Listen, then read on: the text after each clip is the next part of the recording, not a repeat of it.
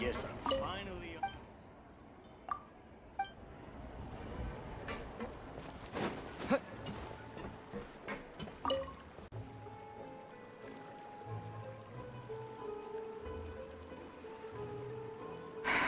Why, Savannah? Why? Oh, nothing. I was just flicking through the original Codex de Boer. I wanted to see if there was anything I'm missing. Something I hadn't noticed before. That might explain why Savannah's so desperate to get her hands on it. But I can't find anything. It's just some hastily scribbled recipes in between diary entries from Modeste's adventuring phase. And most of it's not even legible anymore. The copy I gave her not only has all the recipes in full, but even includes my own private tips and notes from years of experience. Surely that's infinitely more useful than this old thing. Yeah, maybe. Still, it's just hard for me to imagine that the Savannah I knew would go to all this effort just to make a point. We were. At least I always thought we were. She was a little shy, but meticulous with everything and everyone she dealt with. She made a few mistakes here and there, but she was quick to correct them whenever they were pointed out. And she was always striving to improve as a chef. Those qualities are why I recommended her to replace me as head chef. I never imagined for 1 second that she'd cause Fiamma and the other staff so much grief.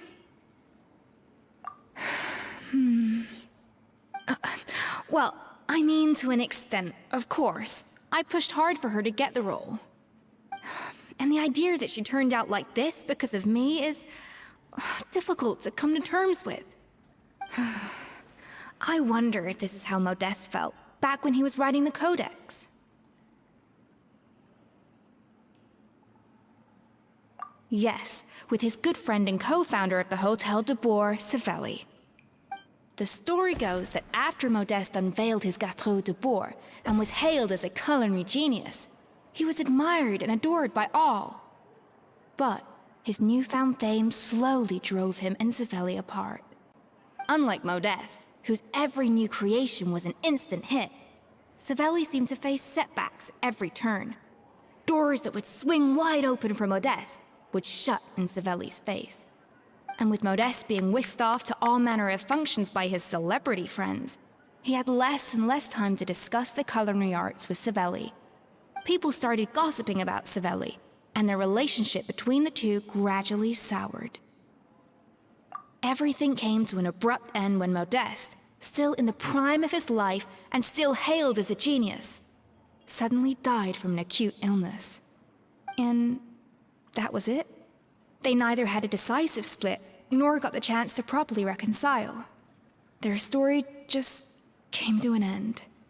One rumor had it that Savelli actually killed Modeste out of jealousy, even as the latter was hoping to make amends. Unlikely. It's a popular theory, but there's no real basis for it.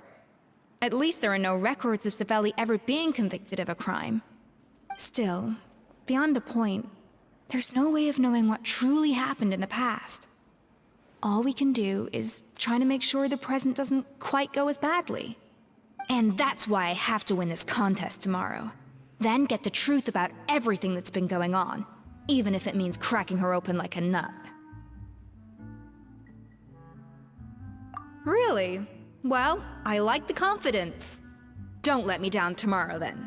You better bring your A game.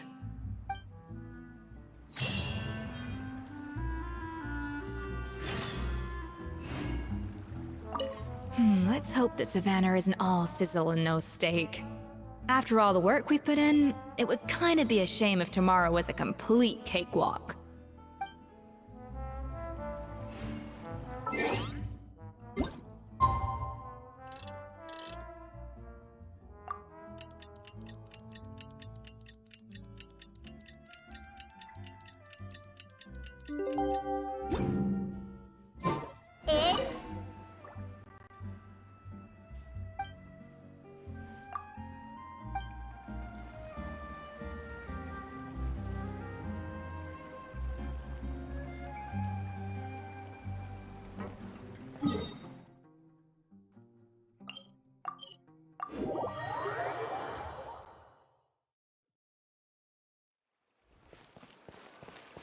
Did you hear the news? Escoffier's coming back for a cooking contest.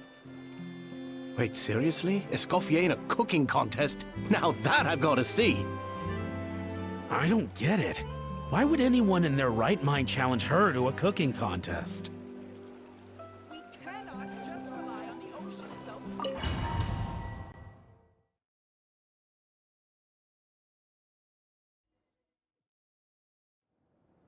Mesdames et messieurs, welcome one and all to the Hôtel de Bord and to this most exciting of cooking contests. Savannah, I've brought the original copy of the codex you asked for. Monica? Huh.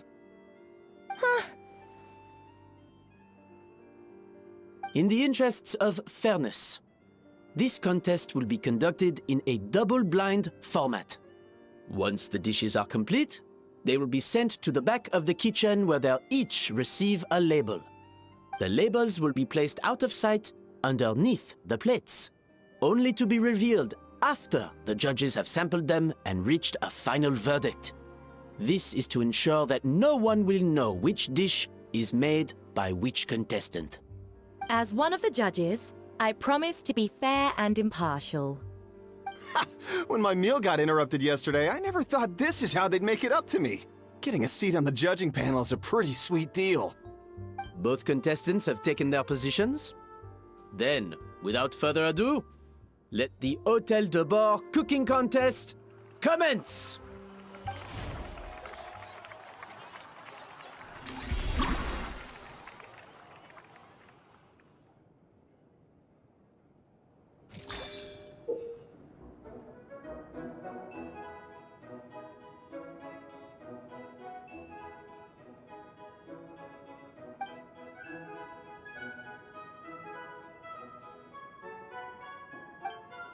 Monica, Traveler, it's go time.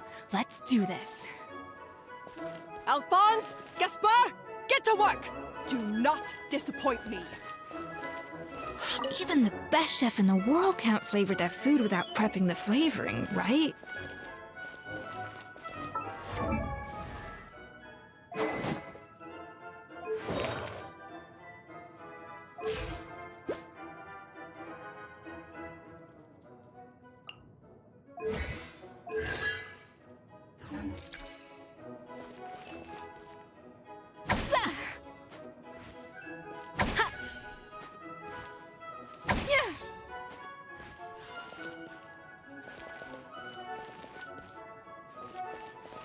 A little amuse-bouche! That should be enough flavoring. Now hurry up and balance the flavors.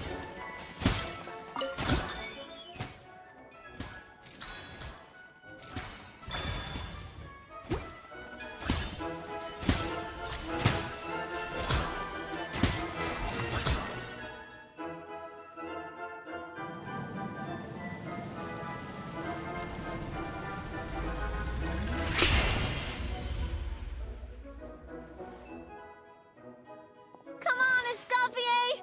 Come on, Traveler!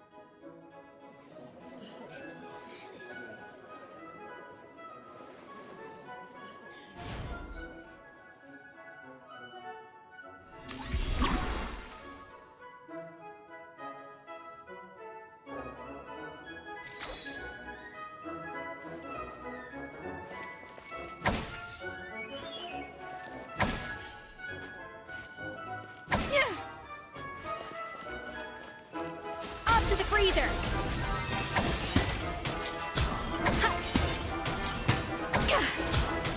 Alphonse! What are you playing at? It's not how I taught you to do it! Stop working around and do it again! Yes, chef! Oh, tension in the ranks on Team Savannah. Will this slow their progress?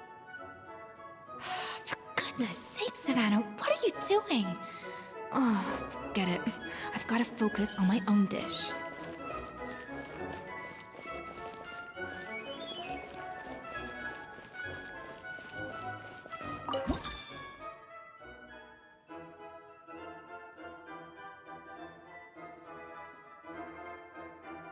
The balance of flavors is about right, but the quantity is too low.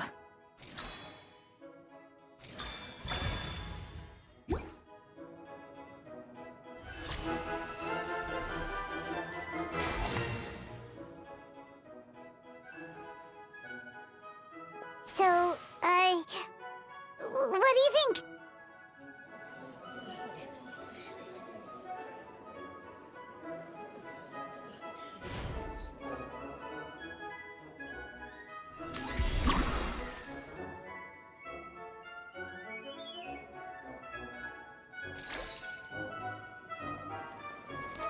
Yeah!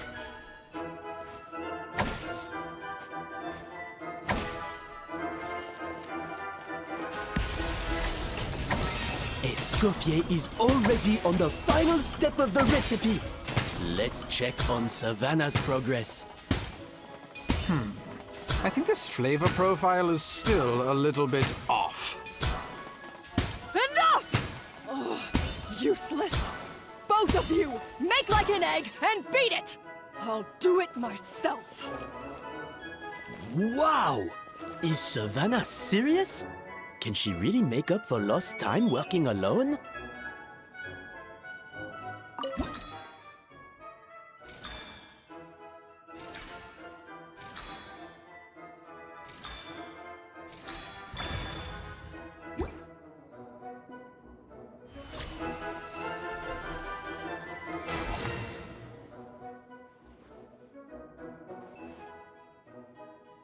You can't match Escoffier's talent.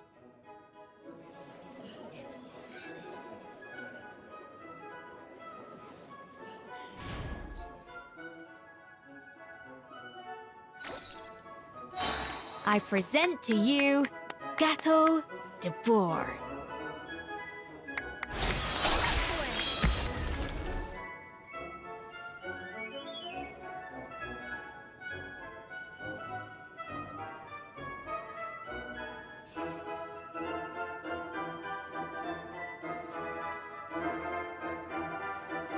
That was perfect! We were like a flock of snowing geese, completely in sync, working gracefully and elegantly together.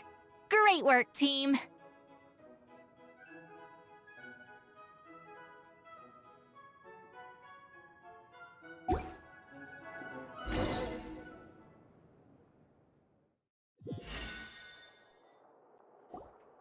Time's up!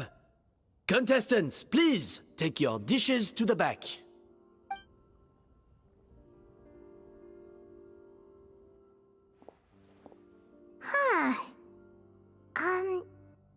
That guy was right.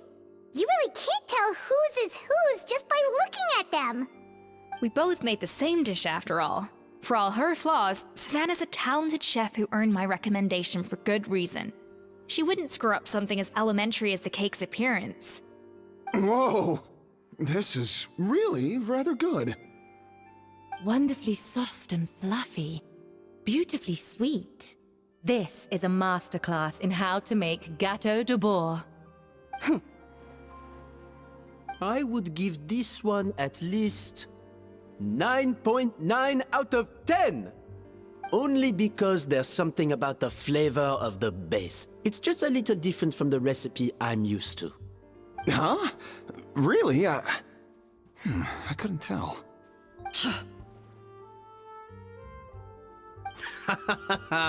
All right, on to gâteau number 2. I haven't had a single bite and already this aroma is a delight to the senses. I have a feeling that this gâteau will be a gâteau for the ages. How exciting! I'm gonna dig in.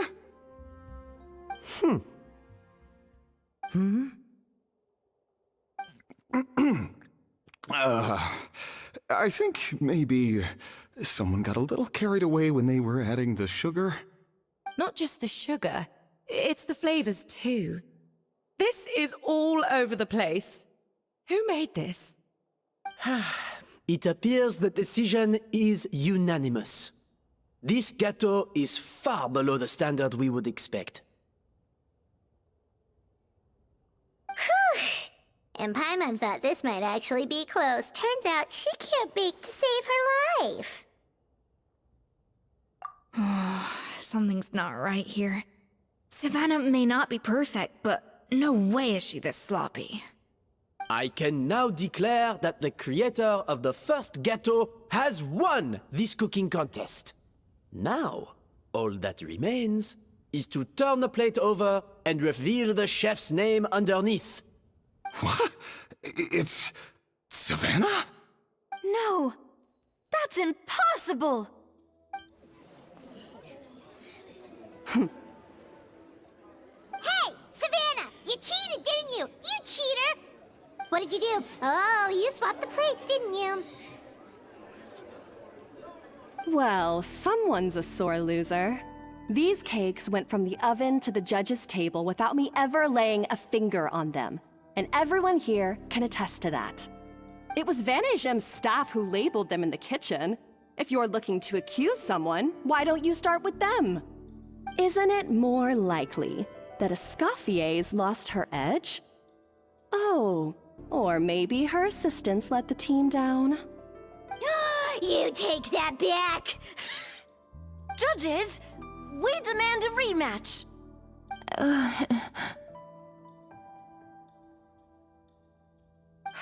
That's enough! What's done is done. As head chef, or rather as team lead, I take responsibility for the dish I served. Whatever went wrong and however it happened, I should have spotted it. Savannah, I didn't think you'd stoop this low just to beat me in a bake-off. What happened to your chef's pride? I don't know what you're talking about. If you want the Codex de Boer that much, you can have it. Escoffier, no! But you must promise me that you'll apologize to Firma and compensate him for everything you put him through. It's a little late to be negotiating terms. The contest is over and I won. That means you owe me the Codex, and I owe you nothing. Look, Savannah, you may have fooled everyone else, but can you really fool yourself? What I'm offering is to accept defeat without looking to expose what you've done.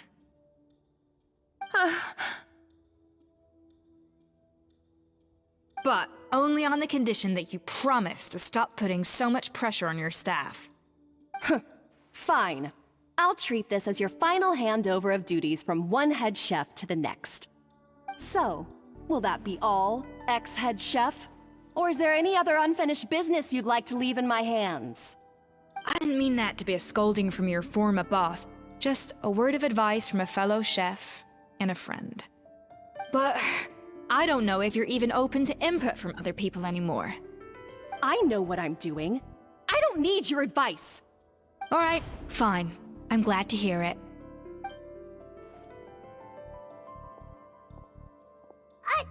Escoffier! The Codex de Boer! Finally. Now, at long last, I will succeed. Escoffier? How could you let her get away with this? Yeah! The Codex is a souvenir of your time here! Doesn't that mean anything to you? It's all right. It was just a bake-off, not the end of the world. I'm already over it. Besides, it's not all bad. She agreed to compensate Firma. That's mission accomplished for the Spina. Honestly, if I'd have known that giving her the Codex would solve everything, I'd have just done that in the first place. I mean, why bother with the whole cooking contest? It's such a waste of time and energy.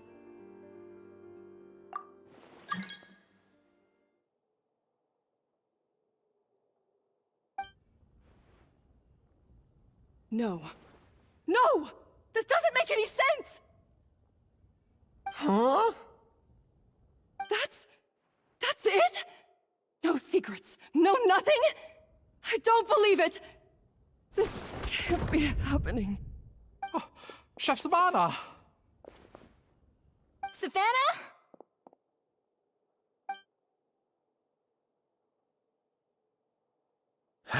It's nothing life-threatening. Just a lot of pent-up stress and exhaustion. Oh, I knew it. Pent-up stress? Her? The truth is, however hard she might be on the rest of us, the person she puts the most pressure on is herself. Yes, there are nights when she makes us redo things over and over into the wee hours. But for her, it's every night.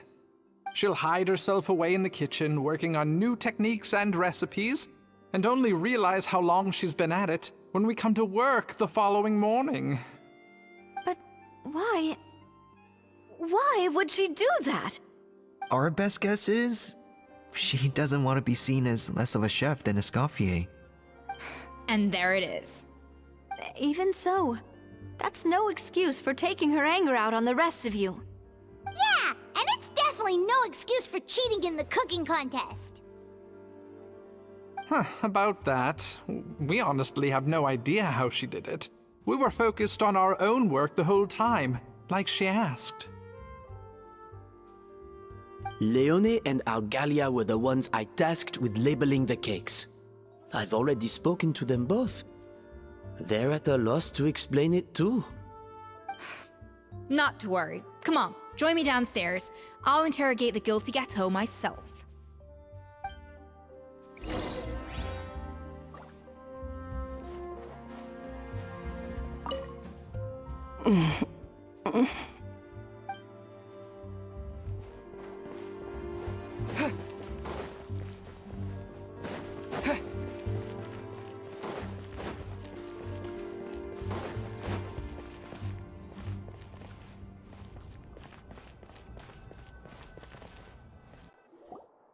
Well, how is it? Have you figured out what it was? Oh, this is aggravated assault on my palate. I'd rather eat wet cement than this. Is it really that bad? I made sure to taste test it before it was served. Oh, relax. This isn't your cake. Savannah never switched the plates. The offending flavors are coming from in between the icing and the cake base, which means someone tampered with it while it was being made. Or in other words, we have a traitor in our midst.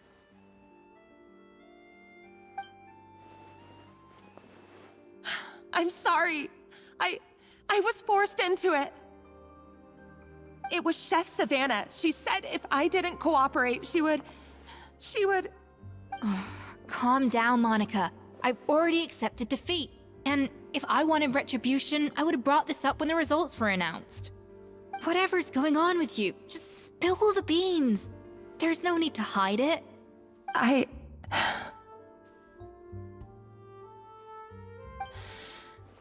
I was the one who caused the food safety incident that one time. Food safety?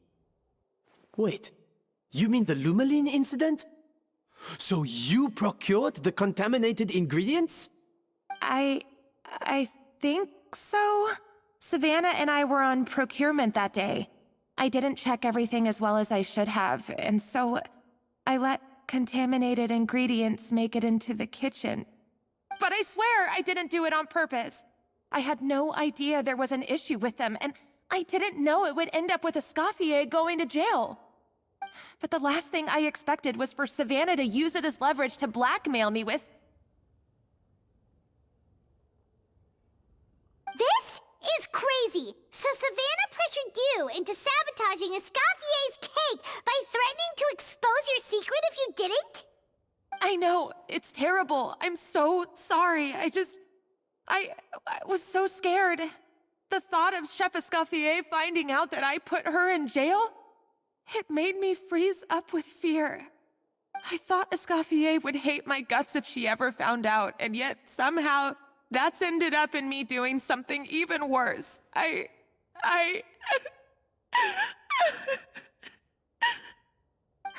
Seriously? All this fuss over a little slip-up? Huh? Firstly, it's not like I got a life sentence.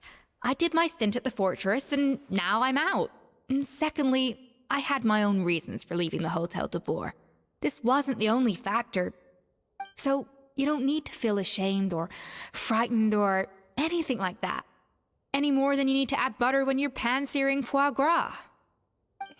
You mean You forgive me? Oh, well, I'm not saying you don't have to take responsibility for your mistakes. You should tell Vanagem to mark down your performance for the past few months. Then do some digging and find out exactly where those contaminated ingredients came from. Sure, you've made mistakes, but now's the time to fix them. Understood? Understood.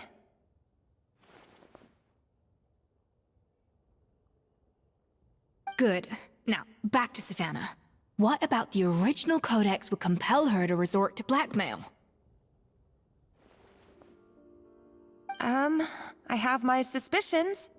Not that I've got any proof to back them up, though. Ugh. What happened to me? I've overheard some customers murmuring about how the Hotel de Boer hasn't been the same since Escoffier left. They think our menu doesn't taste like it used to, especially our signature items. Now that you mention it, I noticed it during the contest too. I couldn't put my finger on it, but the flavor seems subtly different from how it used to be. But the difference was so small, I'm sure no one would notice it besides our most loyal customers and true dessert connoisseurs. Still, as head chef, it's easy to see why Savannah would get so hung up on it. So many times I've seen her make the cake base over and over again, late into the night, determined to match Escoffier's version. But something's always slightly off every time. Yeah, I've noticed that too. Never really gave it much thought, though. Thinking back on it now, it's clear that Savannah's been in a downward spiral ever since Escoffier left. She wants to prove that she can fill Escoffier's shoes. That's gotta be the reason. But after countless setbacks, she's getting more and more unhinged. And at some point along the way, she switched from doubting herself to doubting Escoffier. Doubting Escoffier? For what? Yeah, it would explain why she was bent on getting the original at any cost. She must have thought Escoffier purposely omitted key details from her recipes when she copied them out. Also, she could retain her place as the #1 chef in Fontaine, the only one privy to all the secrets of the trade. Oh, for goodness sake, what a stupid idea. Of course. Then she finally got the codex only to discover that the secret recipes she's been pining for don't exist at all. Seeing how utterly wrong she was must have been a real shock to the system. It probably brought up everything at once. It overwhelmed her, and she passed out. There's still one thing that doesn't make sense, though. If Savannah had the real recipe all along, how come it tasted different? She might not be on the same level as Escoffier, but surely after like 50 attempts, she'd get it right one of those times. You'd think so, but geniuses like Escoffier are in a league of their own.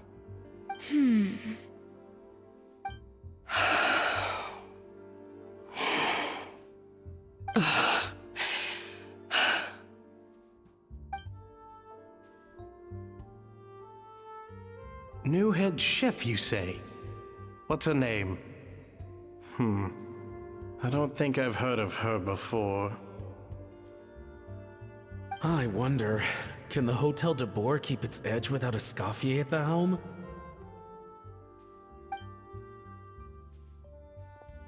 This tastes different from last time. Is it undercooked or something?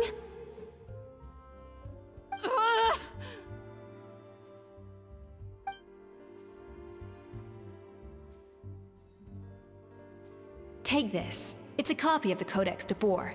From now on, you will be its keeper.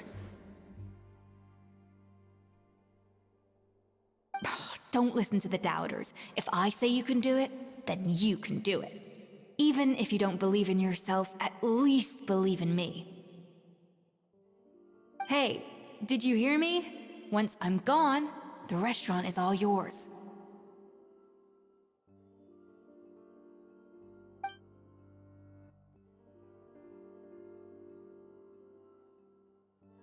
All this time, I've been blaming other people, but maybe I'm the problem.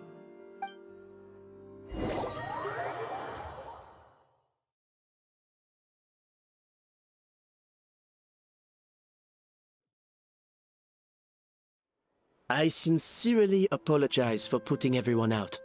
Savannah's awake now, but I don't think she's ready to speak to anyone yet. Let's give her the day to calm down. I'm sure you'll have the chance to talk everything out tomorrow.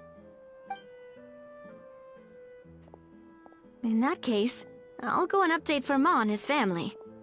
I wonder what he'll make of all this. So, we'll come back tomorrow then.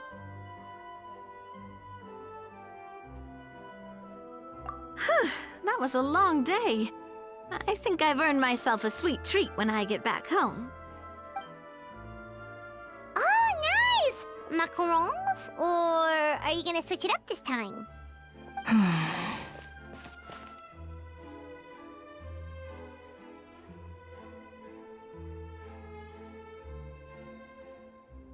Traveler, how much do you know about the snow-winged goose?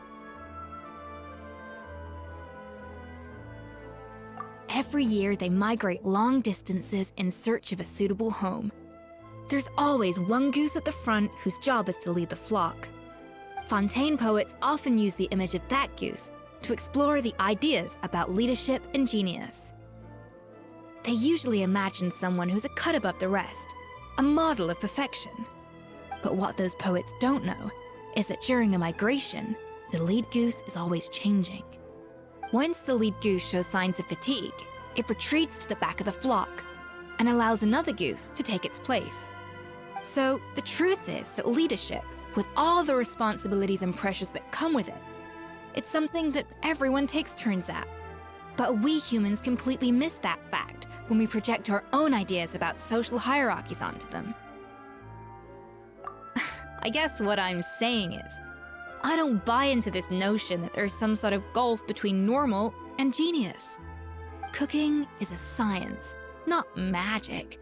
Given the same ingredients, same recipe, and same environment, I see no reason why two different people shouldn't be able to create the exact same dish.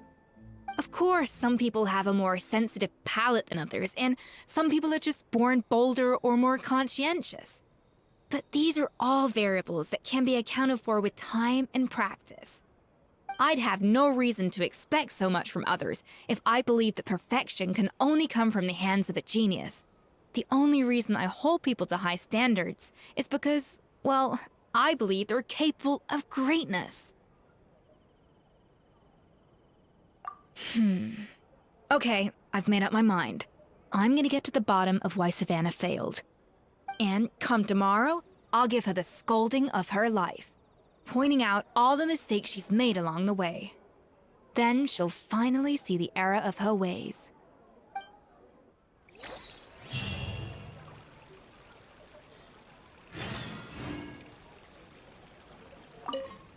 Thank you for your words of encouragement.